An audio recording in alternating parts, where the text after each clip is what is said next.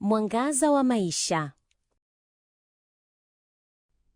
Kwa nini mtu unayempenda sana ndiye anakuumiza zaidi? Katika maisha, tumewahi kumpenda mtu kwa moyo wote. Mtu ambaye ulimfanya kwa kipaumbele, ukamwonyesha kila aina ya upendo, lakini mwisho wa siku ndiye aliyekuacha ukiwa na maumivu makali zaidi. Kwa nini huwa hivyo? Kwa nini mtu unayempenda kwa dhati ndiye anakuvunja moyo kwa undani? Leo kwenye Mwangaza wa Maisha, tunazungumzia ukweli huu ambao wengi hawathubutu kuusema kwa sababu unauma, lakini ni wa kweli. Sababu ya 7 inatugusa wengi. Sababu ya kwanza, mapenzi ya kupita kiasi hupofusha. Unapopenda kupita kiasi, unafumba macho kwa makosa ya mwenzako. Unajitoa kupita mipaka, unajisahau. Lakini upande wa pili, yeye hajafika hupo ulipo.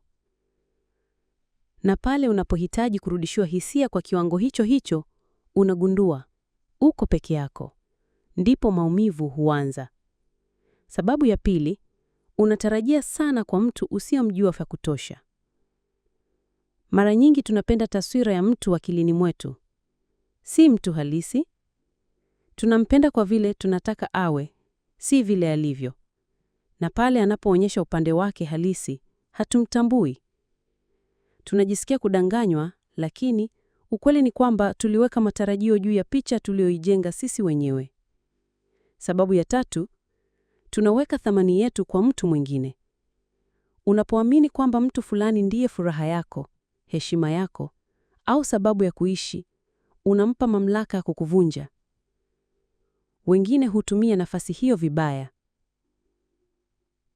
Na hata akikukosea, unajikuta ukivumilia kwa hofu ya kupoteza mtu ambaye unahisi ndiye ulimwengu wako. Sababu ya 4, mapenzi yanapovuka mipaka ya akili. Mapenzi mazito huathiri uwezo wa kufikiri kwa utulivu. Unaweza kuona wazi kwamba haoni thamani yako, anakudharau au anakutesa, lakini moyo unalilia kumbukumbu nzuri. Unasema labda atabadilika, lakini unazidi kuumizwa ukiwa kimya. Sababu ya 5, mara nyingi tunapenda watu wanaohitaji kupona kwanza. Wengi wetu hupenda watu waliovunjika ndani, tukiamini tutawaponya. Lakini kwa bahati mbaya, wana majeraha ambayo wanayahamishia kwetu. Badala ya kupendwa, tunageuka kuwa vibao vya kuchapa kwa hasira, hofu au maumivu ya zamani ambayo hayakuwa yako. Sababu ya 6, unapotoa moyo wote, wengine hawaoni thamani yake. Sio kila mtu anayepewa upendo wa kweli atauthamini. Wengine hawajawahi kuuona, hawaujui, na wanaona ni udhaifu. Kwa hiyo, kadri wavotoa upendo, ndivyo wanavyochukulia kawaida. Mpaka unapoamua kuacha, ndipo wanatambua, lakini wakati mwingine ni kuchelewa. Sababu ya 7, tunaogopa kupoteza kuliko kujiokoa. Maumivu makali zaidi hutokea kwa sababu tunachelewa kutoka mahali penye sumu. Tunavumilia, tunasamehe kupita kiasi kwa hofu ya kupoteza.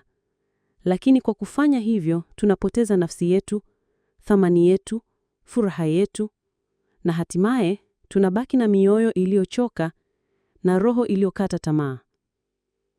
Ushauri wa mwisho. Mapenzi ni zawadi, lakini yanahitaji mipaka. Kama unampenda mtu, si lazima ujivunje ili kumtengeneza. Kama anakuvunja moyo mara kwa mara, jiulize.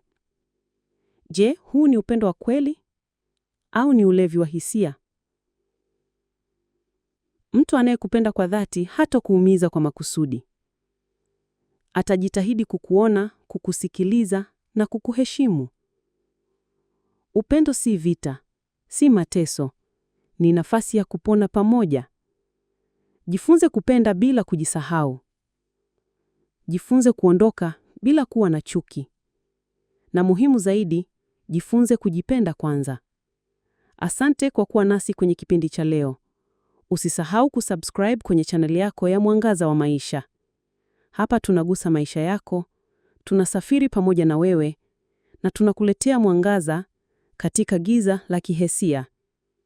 Sauti ya maisha yako, mwangaza wa nafsi yako.